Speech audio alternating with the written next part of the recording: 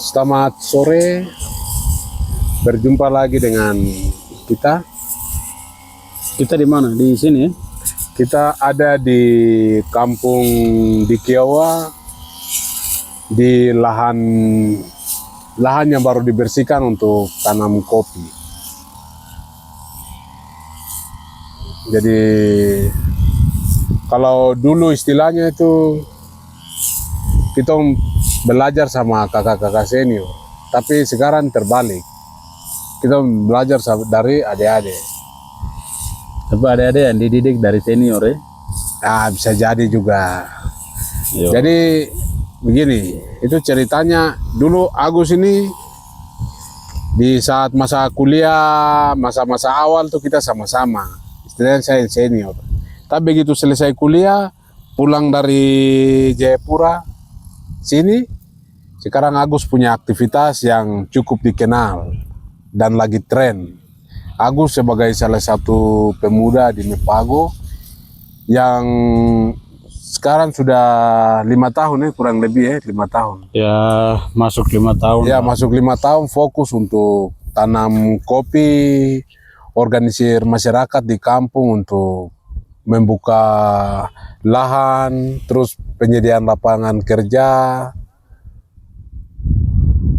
dan ya, aktivitasnya seperti itu. Dan kegiatan-kegiatan seperti ini tidak dilakukan oleh orang lain. Nah, situasi ini yang buat kami yang lain ini belum berkarya seperti itu terasa tertarik, jadi penasaran gitu. Ini kenapa laki-laki ini dia lakukan aktivitas seperti ini? Agus, kenapa kok bisa pulang buat begitu? Padahal kau ini kan guru, kau bisa mengajar atau apa seperti itu. Macam rasa berdosa juga tapi. Kenapa bisa begitu? Alasannya itu tidak ada alasan. Hanya jadi kesukaan tapi ditambah dengan keresahan nih. Ada semacam ini tumpu tanah yang luas. Tapi macam tung lihat itu begitu banyak rumput. Seolah-olah itu dari udara itu, misalnya tuh naik pesawat itu, lihat itu macam itu hamparan padi begitu ya kalau di Jawa. Tapi di sini ini rumput, baru rumput yang tidak menghasilkan. Kalau di luar ini kan tuh lihat padi dan itu bisa kita konsumsi sampai detik ini juga. Nah, sekarang ukuran kita di ketinggian terutama di Papua Tengah, apalagi di ketinggian 1.500 ke atas ini. Ya. Ini kan ya meskipun ada padi-padi yang khusus tong bisa tanam, tetapi kemudian kopi menjadi satu contoh yang digarap oleh para misionaris dulu. Dan kemudian itu tidak dilanjutkan. Sementara beberapa kopi yang meskipun pohonnya masih ada, itu juga tidak diurus. Nah, ini menjadi soal. Sementara kopi dulu, kopi Monemane itu mengharumkan nama suku Me di kawasan Mepago sini.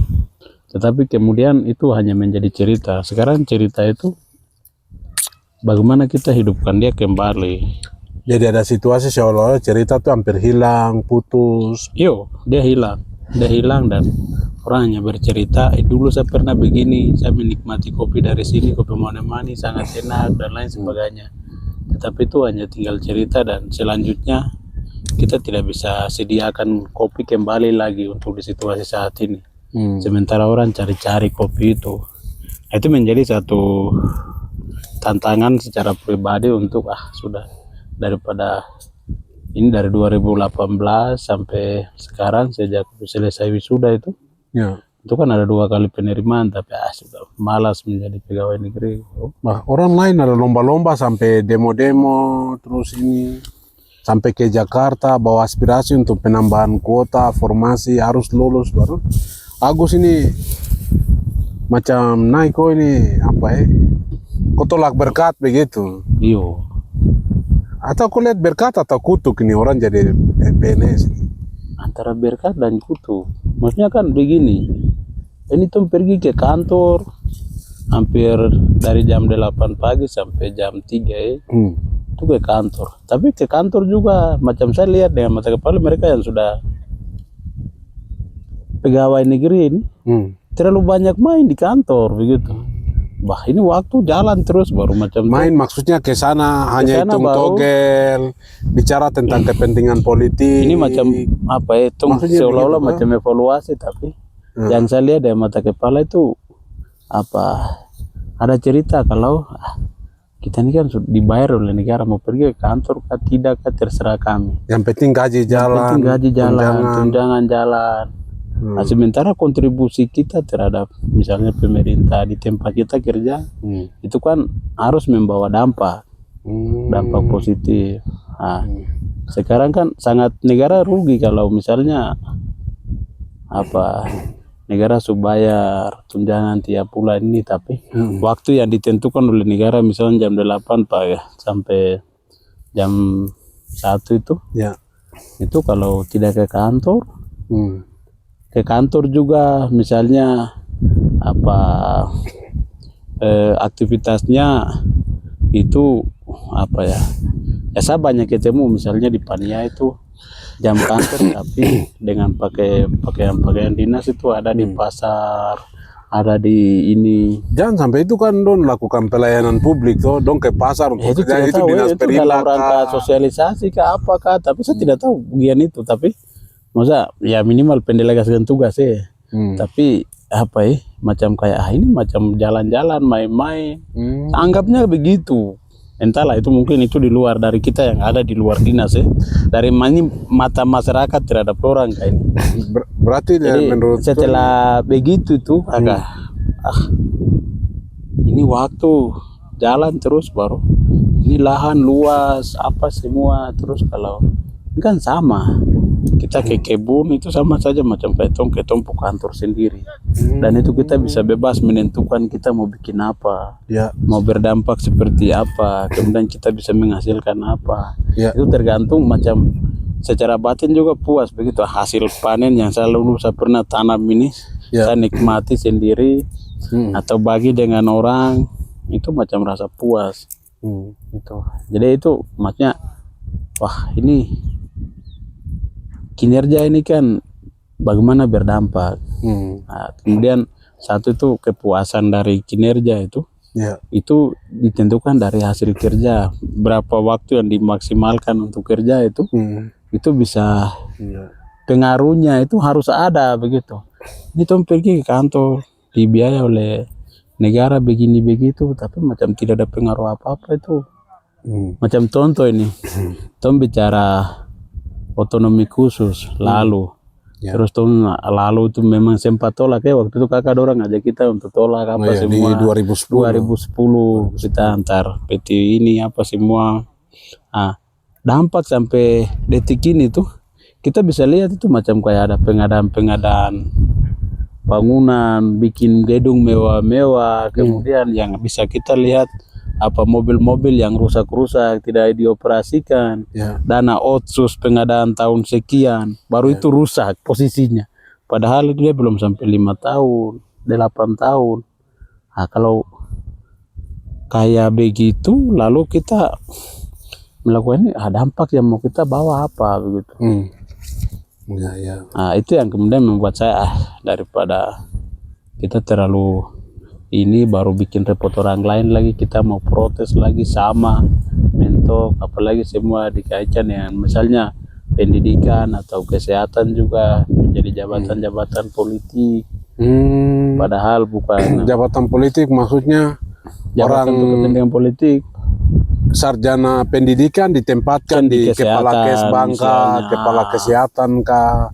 Itu. Padahal sebenarnya harus kepala dinas kesehatan tuh harus dokter latar belakang atau ini. SKM kah, yang kesehatan masyarakat ya, yang harus ditempatkan, tapi tidak dibikin begitu. Wah sudah, daripada kita banyak cerita orang, lebih bagus kita dengan bebas menentukan pilihan kita sendiri dengan berkebun. Tanah kita masih luas, tangan masih ada, bisa kita kelola, bahkan macam kayak kopi itu dari yang tom pelajari, dia bisa menjadi macam kayak kita punya pensiunan usia tua itu itu bisa kita gunakan lagi. Berarti ini investasi di hari tua, generasi anak cucu gitu bisa ya? Itu sudah pasti ada. Makanya itu ini kan kita mau berkarya, berbuat baik ini kan untuk tempo anak dengan anak cucu kita ke depan. Kok orang tua ini pernah bikin begini, kok generasi ini pernah bikin begini, makanya dampaknya sudah kayak begini.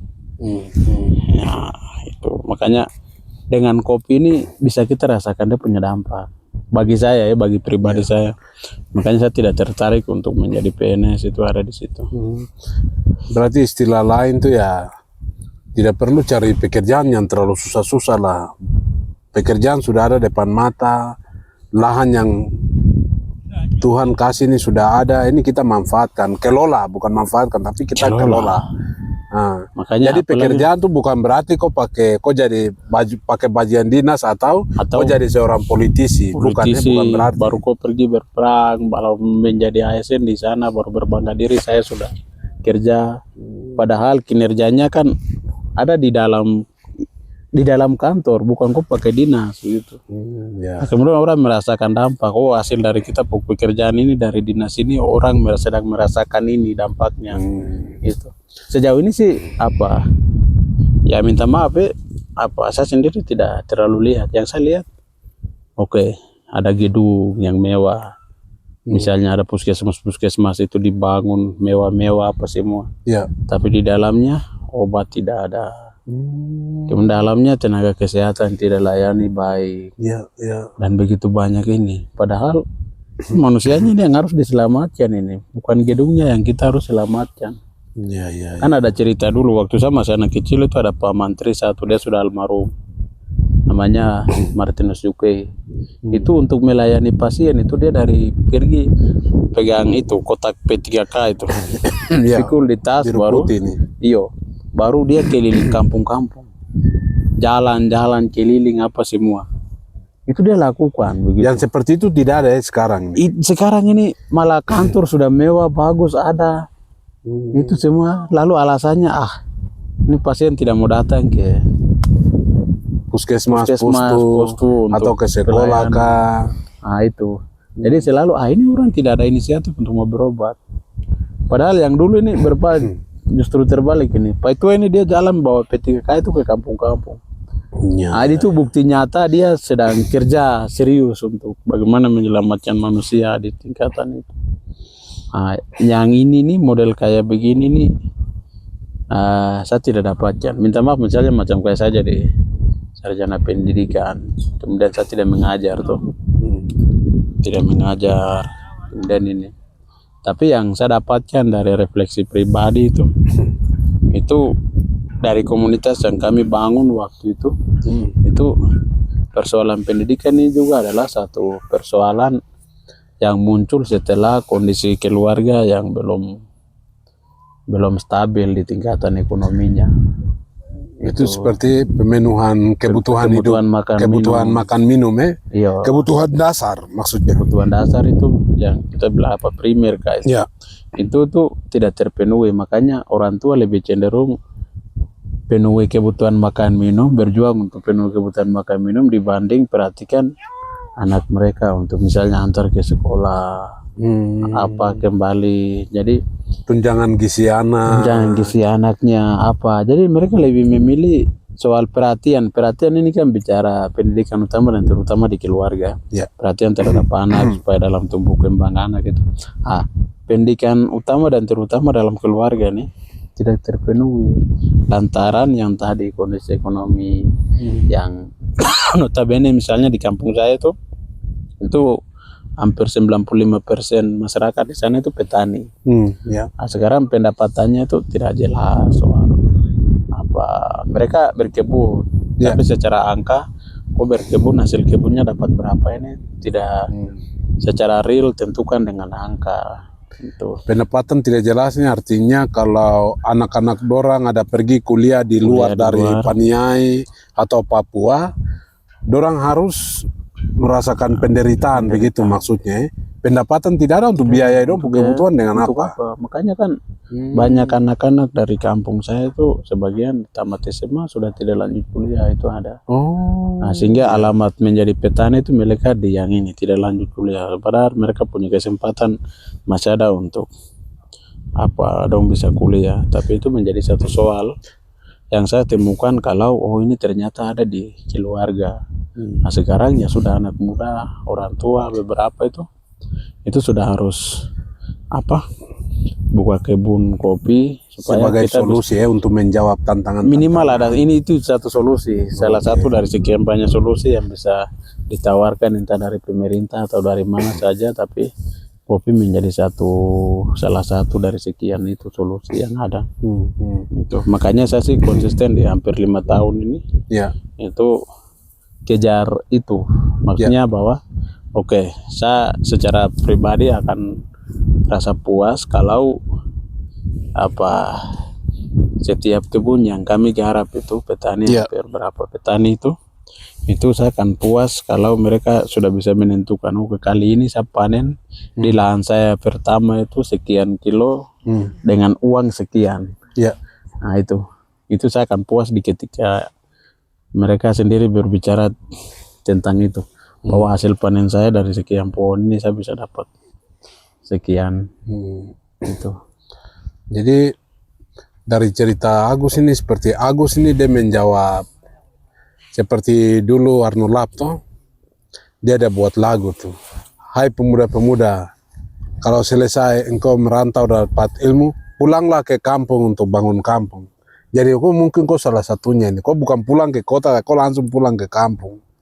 Itu luar biasa juga. Terus pernah kalau baca itu buku Make Wapigai, buku itu, dia datangkan bantuan donatur banyak dari luar tentang ekonomi itu. Tapi dia begitu mau jalankan program tuh, kasihan. Kampung itu rumput sudah naik tinggi, orang tidak lagi mau kerja tentang lihat dong punya halaman, lingkungan rumah semua seperti ini. Nah, semua istilahnya itu mau pergi hidup di kota tapi kampung dong lupakan. Terus kalau seperti ini, kalau investasi masuk itu bagaimana itu? Nah itu yang saya bilang soal itu. Ini kan berbicara investasi masuk, ini kan soal di 5 tahun lalu Uskup John Philip Saklol almarhum itu, dia sempat kasih tahu tuh, stop jual tanah. Kau hidup dari bukan hidup dari hasil jual tanah, tapi kau harus hidup dari hasil olah tanah kan. Jadi satu bagian tuh olah tanah itu ya ini yang bisa kita garap. Jangan sampai kita sudah jual tanah banyak yang kita punya nih, kita jual baru itu investor yang masuk memanfaatkan lahan. Memanfaatkan lahan maksudnya itu ngambil bahan galian mineral yang ada di ini itu sudah pasti. Secara umum di Pegunungan Tengah ini kan dalam tanah ini entah di lereng kah, di kali kah, di gunung kah, itu semua sudah ada kandungan emas, tembaga, nikel, itu semua sudah terkandung dalam.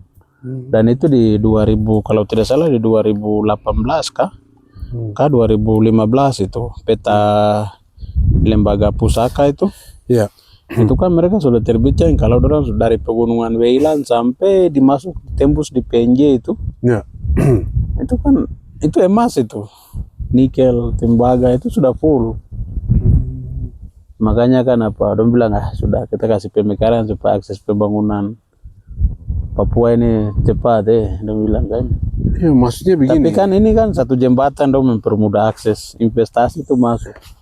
Orang luar datang, kita jual tanah itu begini. Sama halnya deh Uskup itu dia bilang itu. Herannya itu kan maksudnya itu pun negara ini kan semestinya dia datang itu kan menyelesaikan masalah tapi dari penjelasan tadi ada kinerja pegawai yang tidak berbobot, tidak memberikan dampak, terus tidak melaksanakan tugas, pelayanan publik yang macet, pemerintah yang korup begini, tapi masih diberikan pemekaran provinsi lagi, itu bagaimana itu? Itu artinya memperbesar permasalahan di tingkat orang Papua kan? Sedangkan orang lain lihat ini solusi, kita bisa dapat jabatan di dalam begitu. Yang dulunya saya tidak ada jabatan, dengan adanya pemerintah provinsi sudah saya bisa dapat. Ini kan daya juang itu kan ada dua. Kita berjuang untuk apa, kita punya kualitas dalam profesional kerja kita dalam kinerja di mana saja, entah itu instansi pemerintah maupun di luar itu. Ya. Itu kan yang kita berjuang dan kita bersaing adalah di tingkatan ini, bukan di tingkatan kita macam saling kotak-kotak, kamu daerah wilayah ini yang kuasai, jadi kamu sendiri yang menguasai dari struktur A sampai Z, kayak begitu. Maksudnya jangan ada unsur nepotisme, maksudnya begitu ya? Iyo, tapi orang bersaing itu kan harus kualitasnya, orang bersaing bukan soal ini dia daerah, keluarga, atau unsur rasis apa semua ini kan dalam prakteknya sekarang apa justru pemekaran ini kan mempermudah akses supaya ke daerah, marga, dataran, wilayah, apa semuanya dorang batas-batas kita dengan di tingkatan-tingkatan kayak begitu. Dan ini yang sangat disayangkan oleh kita sendiri. Padahal orang mengkotak-kotakan, meskipun begitu ya minimal kualitas dari pekerjaan lah yang kemudian di ini diutamakan, tetapi persaingannya bukan ke situ lagi. Sekarang persaingan ke daerahnya diutamakan. Dengan begitu tawaran-tawaran pemekarannya menjadi mudah untuk didapat. Karena kita begini, kita tidak diperhatikan. Karena kita di kawasan ini secara kultur apa semua mulai beda, jadi kita begini begitu. Perbedaan-perbedaan ini menjadi peluang untuk bagaimana akses pemekaran itu dipermudah. Tapi itu menurut saya sih, saya juga tidak tahu.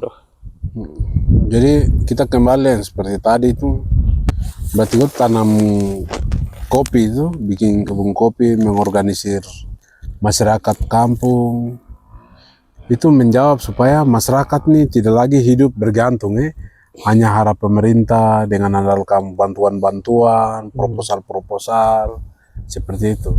Di tahun 2023 itu di data Kementerian Sosial itu kan kemiskinan ekstrim itu ada di DIY.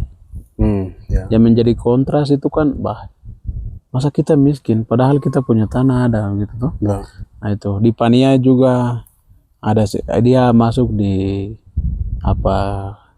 data termiskin. Data termiskin, kemiskinan ekstrim itu di DIY. Nah, itu adalah satu jembatan membuka peluang-peluang.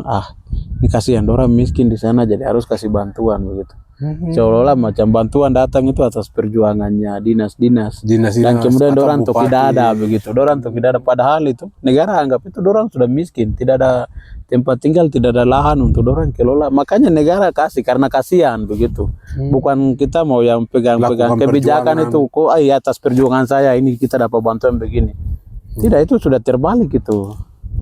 Ini bantuan-bantuan ini kan dorang sudah mengkategorikan di Pulau Indonesia ini, di sana negara XT pulau daerah yang ekstrim itu di kabupaten ini, berarti orang harus diperhatikan dengan memberikan bantuan. Bantuan ini, bantuan itu dan lain sebagainya.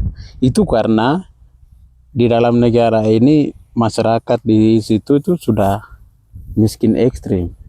Kalau terjemahan kemiskinan ekstrim itu berarti pendapatannya kan di bawah dari 2.500.000 secara logis ya. Itu kemudian orang tidak punya tempat tinggal, orang punya tempat tinggal tapi berbicara tentang makan minum menjadi masalah karena orang tidak punya lahan. Itu persoalannya. Kalau misalnya petani tapi orang punya lahan, itu bukan miskin. Itu bukan miskin. Sekarang balik lagi ke petaninya sendiri, sejauh mana kemampuan dia untuk mengelola lahan yang ada itu. Disitulah butuh semacam edukasi seputar bagaimana budidaya tanaman ini dan itu dan lain sebagainya. Itu yang ditinggikan karena ada lahan, ada ini, dan itu ya pasti dinas terkait mungkin ada. Tapi itu ya belum nangkap, belum terlihat di kawasan misalnya di Paniai, misalnya ada tenaga-tenaga PPL. Tapi mereka punya petani-petani dampingan yang mana Itu tidak jelas. tidak ada. Ini lahan ada, petani dampingan tidak ada. Terus kalau ada petani dampingan kan PPL ini tahu, oke, lahan ini orang sudah produksi sekian kilo atau sekian ton ubi misalnya, atau sekian ton buah, itu kan pasti ada data tuh.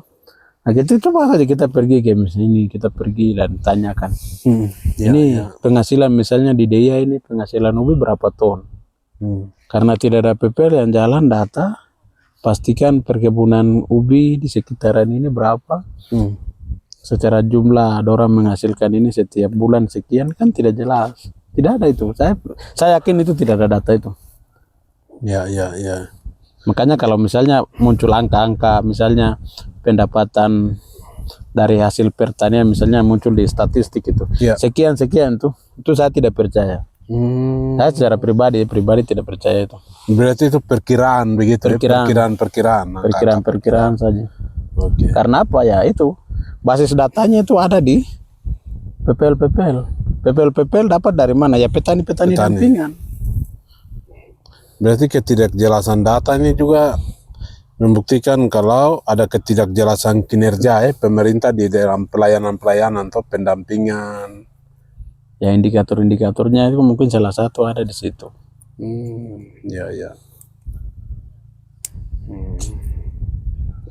Berarti untuk menjawab 20 tahun ke depan, otsus berakhir atau menuju Indonesia Emas kah? 2045. Begitu kan kiat-kiat pemerintah tuh kan ada lakukan kiat-kiat apa begitu. Kalau di Papua nih, terutama di kita daerah sini, kalau yang begitu tidak ada sama sekali tuh. Kita arahnya kemana? Yang terbalik itu adalah yang saya amati itu. Di Papua ini kan betul, Papua bukan tanah kosong. Meskipun kita lihat ada hamparan batas-batas alam. Kemudian itu kan batas-batas pemiliknya kan sudah jelas, ada gunung menjadi batas, kemudian ada sungai jadi batas. Kemudian ada kawasan-kawasan lain lagi yang kemudian itu, dan bahkan di tingkatan masing-masing pemilik itu pun di setiap keluarga sudah ada batas-batas. Dari anak diwariskan ya, dari tete diwariskan kepada anak-anak dan lain sebagainya, itu sudah pasti ada batasnya. Dan itu pemiliknya, dan itu hak kepemilikan itu sudah melekat di setiap individu yang ada. Nah makanya yang terbalik adalah pemerintah beranggapan dalam hal investasi besar. Jadi sekian hektar misalnya di lembah kamu ini, itu kita duduki untuk lahan pertanian. Digarap oleh misalnya di Merauke yang digarap oleh PT ini, PT itu. Mereka klaim luas tanah itu. Kita di Pegunungan Tengah tidak bisa begitu. Ini kepemilikan tanah sudah jelas ini. Yang harus dilakukan adalah, boleh kita sepakati di tema besar misalnya tanam kopi di hamparan ini. Tapi komunikasinya adalah di setiap orang-orang yang punya lahan. Ketika dia mau menyepakati itu, ya dan itu di tingkatan kepemilikan pun boleh kita garap di hamparan itu, tapi dari batas yang ada itu masing-masing itu punya haknya melekat di masing-masing punya lokasi. Berarti pemerintah tidak bisa klaim bahwa tanah ini milik pemerintah, tidak bisa. Atau pemerintah melepas sekian hektar ini kita lepas untuk ini, atau gunung ini kita jual untuk ini, itu tidak bisa. Jadi makanya kan keterlibatan masyarakat situ tidak saling baku tipu, tapi kita mau garap ini, kok dapat apa, saya dapat apa, bagaimana masa depan anak ini harus dibicarakan, dipastikan baik. Jangan macam kayak pemerintah jual mahal. Kita ini pemerintah, kita yang jamin kamu, tidak bisa berbicara di tingkatan itu. Makanya kan dalam proses pembangunan pemerintah yang menurut saya sih harus bangun itu sama-sama masyarakat. Jangan berarti kita kedaulatan pemerintah itu ada bukan di pemerintah tapi di rakyat. Di rakyat. Rakyat daulat berarti negara makmur. Dan itu semua ciri-cirinya itu sudah tergambar di kita di masyarakat di Pegunungan Tengah sini, Papua sini terutama. Kalau intervensi macam kayak di di Merauke, kemudian di Nabire. Ya. Beberapa orang yang macam kayak kita dua sudah sekolah, dorang komunikasi hanya melalui kita dua saja. Dapat uang dong kasih tutup mulut, kita tidak berjuangkan hak yang lain menderita melarat. Kayak begini itu macam kayak kita orang Papua ini kan sering Ya. mengatasnamakan saya punya masyarakat, saya pergi ambil ini. Ikut tidak sadar kah kalau kita lepas luas tanah ini, dia juga punya hak, yang satu juga punya hak, yang satu juga punya hak. Ya, ya. Ini semua punya hak ini. Dan ya, yang harus dipikirkan adalah bicara tentang hak itu, bicara tentang sebuah eksistensi dia hidup dan menentukan diri dia dan bergenerasi di situ. Ini satu simbol yang sudah melekat bersama orang tersebut di tanah itu, yang harus dipikirkan oleh kita-kita yang misalnya macam terpelajar ini. Apa terpelajar kah, sudah belajar kah, sudah punya ijazah kah? Berarti ini ibarat yang lu biasa bilang tanah adalah mama. Yes. Tanah yang memberikan arti kehidupan, filosofi, makna dan lain-lain tuh ya. Tapi sejauh ini kalau pemerintah masuk dia mau bangun gedung yang besar seperti misalnya Polres kah, Kodim kah, Kodam kah, atau dia mau bangun kantor gubernur kah, itu masyarakat adat lepas sampai 800 hektar, ada yang 300, ada yang 20 hektar, itu bagaimana ya? Bisa tidak tahu. Yang kasihan itu kan terjadi seperti di Nabire, Jayapura, Merauke, Biak. itu sudah soal hak kepemilikan ini juga kan jadi persoalan hari ini. Dan kita mau macam misalnya kita mau bicara orang juga susah. Kembali lagi ke tadi daya juang. Kalau dia memang betul-betul menjadi petani, kemudian ada pikiran untuk mengelola tanah, itu saya yakin dia tidak punya pikiran untuk menjual tanah. Tapi kemudian ini macam kayak dibikin semacam kesenjangan toh. Oke, jangan kerja ini, kok tiap hari tuh saya kasih kok makan dulu. Ini beras, kok butuh apa ini. Ujung daripada kita orang kasih terus, kita punya tangan itu tak buka terus itu ke atas menciptakan peluang untuk nanti kok lepas tanah yang luas sekian hektar itu. Iya. Berarti ini ada realitas yang apa dong bilang by design kah? Saya tidak tahu didesain kah, apakah disengajakan begitu dengan harapan ada di waktu tertentu tuh mereka bisa kuasai ya itu, atau masuk menggarap hal tertentu, misalnya kekayaan alam kah atau apa gitu.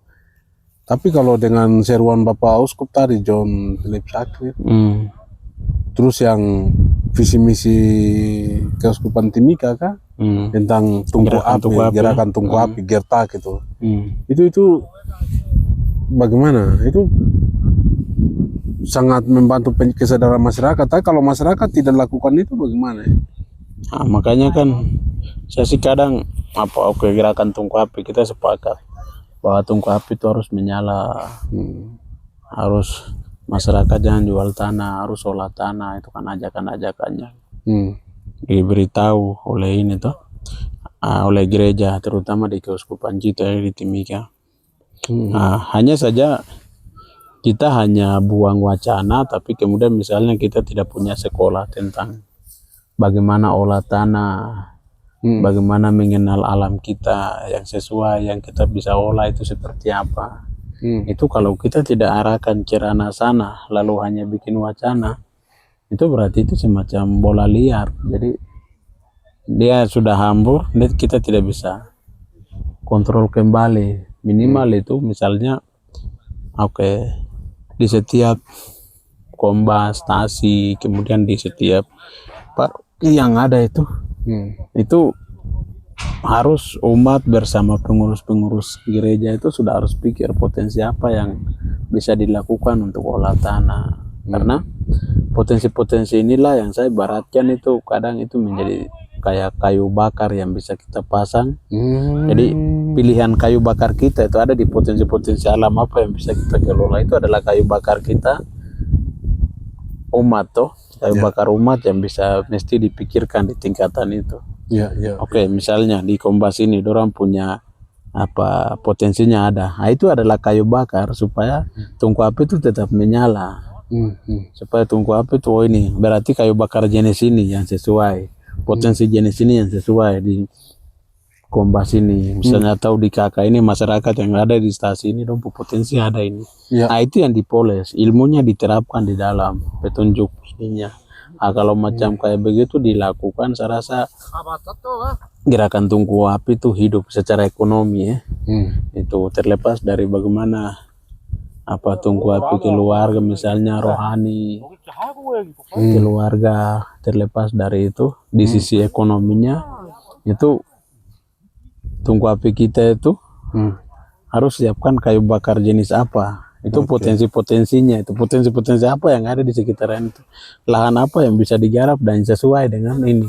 Berarti ajakan keuskupan lagi nih, dia tidak memaksa orang lain ya, tetapi ini dia apa ajakan nih ke individu dan keluar dalam keluarga itu sendiri. Dan kamu tentukan visi, kamu arahnya kemana dengan situasi yang sedang terjadi begitu. Jadi tidak memaksa ya. Jadi gagasan hebat juga. Gagasannya itu sudah tepat. Hanya saya sekarang sejauh mana ini bicara sosialisasi, saya sih tidak suka bicara sosialisasi.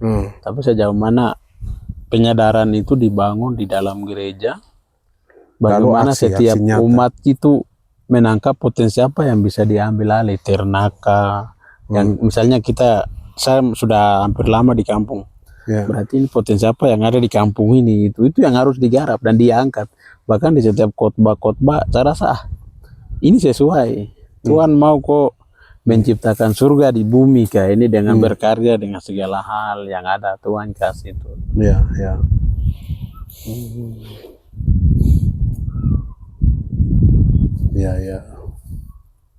Berarti bukan semakin tinggi pendidikan bukan berarti kau semakin lupakan kau punya kampung, melupakan tanah, air.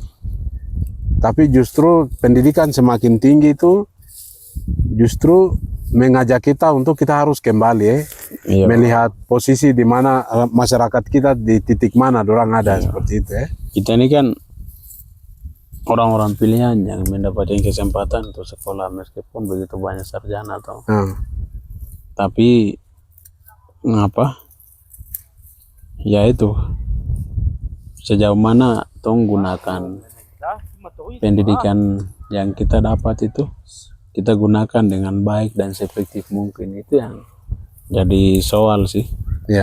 Kita susun begitu banyak sarjana gelar S1, S2 apa semua, dan kemudian hampir setiap marga itu kan macam kita sedang berlomba-lomba untuk kita di marga ini ada sekian banyak sarjana kita hasilkan di kampung ini. Sekian banyak sarjana, sekian banyak magister apa semua. Tidak apa-apa, tetapi kita adalah orang-orang pilihan yang sudah mendapatkan kesarjanaan itu. Berarti itu kita sudah dinobatkan sebagai kita menjadi orang umum. Bukan lagi saling berlomba-lomba sesama marga apa semua. Itu artinya bahwa kita harus membawa dampak ke masyarakat kita. Kita menentukan pilihan masyarakat ini kita mau bawa ke arah yang mana toh. Itulah tujuan dari sarjana menurut saya. Jadi sarjana di satu kampung tuh bukan kuantitasnya jumlahnya, tapi kualitas sarjana tuh sejauh mana dia dilakukan apa di sekitaran itu. Gitu. Kadang kan tuh di kampung terus ini jasa ada tapi belum ada penerimaan, jadi saya sabar-sabar dulu. Nanti saya jadi DPR dulu baru nanti saya bikin segala hal. Saya belum jadi ASN ya, kalau tidak nanti saya bisa bikin. Jadi macam kayak menaruh harapan kita segala dengan ijazah yang kita punya itu dengan nanti saya masuk dulu baru saya bikin. Ini kapan? Ini tenaga besok habis ini. Jadi jangan menunda atau menunggu waktu yang ada. Selagi waktu dan kesempatan masih ada ini, lakukan sesuatu. Berarti ada pendidikan yang salah ya selama ini. Saya tidak tahu salah kah Karena benar maksudnya kah. tidak ada pemuda-pemuda yang pulang kampung. Seperti ada Ceritanya beberapa kan daerah begini. ini kan sarjana dong pulang tuh dong pergi kos-kos di kota, baru minta uang di orang tua di Sekarang kampung. kan secara jumlah di Papua ini kan dokter banyak ya. Dokter ini, dokter itu, dokter ini. Ya. Tapi macam semakin banyak dokter, tapi dorang ada sedang rubah Papua begini tuh tidak ada cerita begitu. Kenapa? Gitu ya. Nah terus yang berikut itu, nah waktu saya masih SMP di tahun 2000, terus 2008 naik sampai itu tuh, itu dokter itu ada sekitar 4 Ya. yang kemudian ini mempengaruhi Papua begitu. Ada Josman Soben, dia antropolog yang terkenal. Macam kita waktu kecil, orang ini terpandang begitu. Ya. Beni Giai, Ya. orang ini laki-laki dari Tigi yang ada di Belanda sana. Ya. Dia sedang konsep ini, dia akan membawa Papua berubah begini. Ya. Menuju Papua Menuju baru Papua gitu. baru yang dia buku lagi dia tulis baru dia konsep ini ada. Ya.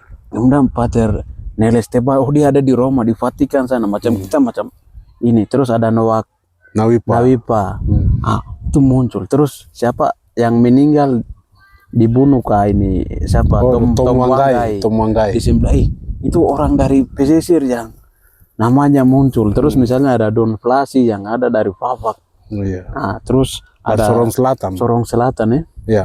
Itu. Terus siapa lah, jadi hanya hitung dengan jari dorang doktoral S2, tapi macam pengaruhnya itu besar itu. Dampaknya besar, tapi yang sekarang ini S2 begitu banyak, ada dokter begitu banyak, apalagi sarjana-sarjana begitu banyak, tapi macam tuh biasa-biasa begitu. Ini kenapa ya? Itu kadang jadi pertanyaan. Ya. Yang sampai sekarang juga itu saya bingung. Jadi sekarang istilahnya itu ya, kalau orang tua biasa bilang tuh apa, kalau mau dapat profesor tanpa jasa berarti ada di kampung, tidak ada di kota. Iya. Pekerja yang tulen, terus petani yang profesional tuh bukan seorang sarjana pertanian, tetapi petani yang profesional tuh adalah petani yang kerja ada di kebun. Ya, jadi mereka nih hidup dengan pengalaman-pengalaman. Betul. Perjuangan, pengalaman yang mereka rasakan, bukan dari teori-teori atau Betul. apa gitu ya. Mungkin begitu. Baru Tapi sekarang nanti kita kalau tanyakan ke Mbak Meta lagi ya. kalau sekarang ini belum ada pemuda seperti orang-orang tua yang seperti tadi disebutkan kah? Artinya ada figur-figur pemuda yang mulai bukan mulai, tapi dia tampil sebagai inspirasi, sumber inspirasi, atau istilahnya itu bahasa trennya Romlan itu seperti milestone begitu. Iya, itu satu soal saja sih. Sebenarnya itu kita belum dapat kesempatan di pemerintah, jadi sabar dulu. Sebenarnya potensi-potensi itu sudah dimiliki oleh anak-anak muda hari ini. Potensi itu ada, tapi hari ini simpan potensi-potensi yang orang punya itu. Nanti kita dapat kesempatan dulu baru kita kerja. Jangan sampai orang lain memanfaatkan kita, saya kasih rem dulu. Bagi saya sih kalau kita sudah begitu, tidak tahu kesempatan itu datang atau dia pergi kapan saja, itu kita tidak tahu. Makanya kan ya potensi yang ada itu mulai saja dulu begitu. Jangan tunggu berharap ke orang lain atau dapat kesempatan baru mau kerja. Karena semakin kita manfaatkan kemampuan yang kita punya itu kalau kita tidak poles, makin hari itu dia akan hilang itu kemampuan itu. Makanya potensi-potensi yang sudah dimiliki oleh kawan-kawan anak muda hari ini tuh itu jangan tunggu nanti ada modal banyak dulu, ada kesempatan atau ada kewenangan diberikan dulu baru mau bergerak. Tidak usah, belum ada kewenangan tapi yang bisa dilakukan dengan kemampuan yang ada, bikin saja supaya kemampuan yang Tuhan kasih itu tetap hidup tuh. Nah di situ baru sejauh mana dia bertahan. Nah di situ baru indikator dia sudah mulai muncul menjadi satu gambaran yang bisa kita ukur. Oh dia sudah begitu-begitu. Menurut saya sih begitu. Berarti kalau tadi bilang punya sarjana pendidikan apa begitu, kalau semakin lama sudah punya jasa yang bersama masyarakat lakukan satu gerakan perubahan apa begitu, seolah-olah sarjana ini bukan segala sesuatu yang Tidak ada. punya arti tinggi. Jadi ini kan Istilahnya dong lah intelektual, cendekiawan itu tidak ada itu. Macam kayak contoh kasus saya pribadi. Di 2016 itu saya mengajar di Jayapura. ya 2000 sampai hampir 2018. ya Begitu pulang tidak mengajar lagi. Nah, sekarang saya sudah mulai lupa itu RPP bagaimana susun mulai dari ini, atau saya mulai mengajar kayak bagaimana itu. ya Gara-gara saya tidak pernah mengajar muncul di kelas lagi itu, jadi saya tidak tahu lagi. Saya sudah mulai lupa. Saya lebih banyak sudah laki-laki sana dia datang pasti dia mau komunikasi dengan saya. Sapa dia mulai bagaimana apa semua, bagaimana kita mulai kerja ya itu sudah mari sudah begitu. Jadi kondisi semakin lama semakin kita tidak polis, kita punya pengetahuan yang kita terima ya itu kita tidak gunakan di saya lagi belum dapat kesempatan itu kasihan, nanti barang akan hilang. Makanya kau dapat menjadi ASN kah, tidak kah, menjadi pemegang kebijakan kah, tidak kah, yang kita sudah pelajari itu hidupkan saja, jangan tunggu. Karena ya jangan alami kayak saya tuh, kasihan. Cukup saya saja yang korban begini. Pengetahuan macam saya rasa berdosa. Ini saya sudah metode mengajar begini saya sudah lupa lagi. Gara-gara hidup hampir 5 tahun ke 6 tahun ini fokus tanaman dengan masyarakat ya sudah bicara tentang bagaimana tanam kopi, mari sudah sekarang. Kalau bicara bagaimana mengajar, saya mulai mundur. Ya, ini kayak realita terbalik. Kita dari jurusan sosial yang pergi mengajar lagi. Itu lagi.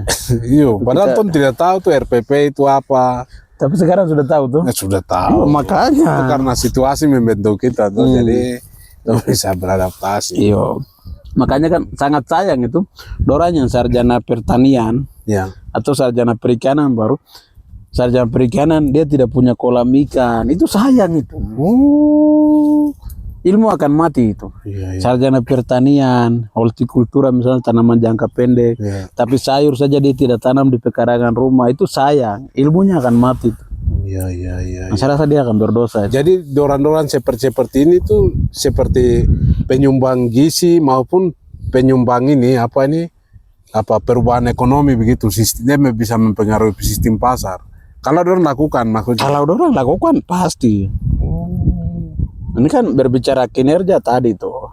Kalau dia bikin hasilnya ada. Kalau tidak bikin ya tidak ada. Orang tua juga bilang, kalau kau kerja kau makan, kalau tidak. Sama. Ilmu yang kita sudah makan, pelajari, kalau toh sudah hidupkan kembali ya sudah pasti hidup. Kalau tidak. Kalau tunggu sampai jadi DPR baru bikin, kasihan. Sudah lewat itu. Yang tinggal hanya kenangan politik. Kenangan politik, janji politik. Kalau bahasa rohani janji iman kayaknya.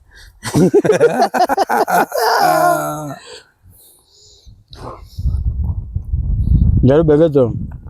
Nanti ke depan Tiru TV itu akan menyediakan percakapan model kayak begini. Makanya jangan lupa like, komen dan subscribe ya. Untuk. Oke. Ama kan ya mepa. Ama kan ya. Dolapan. Ama sampai.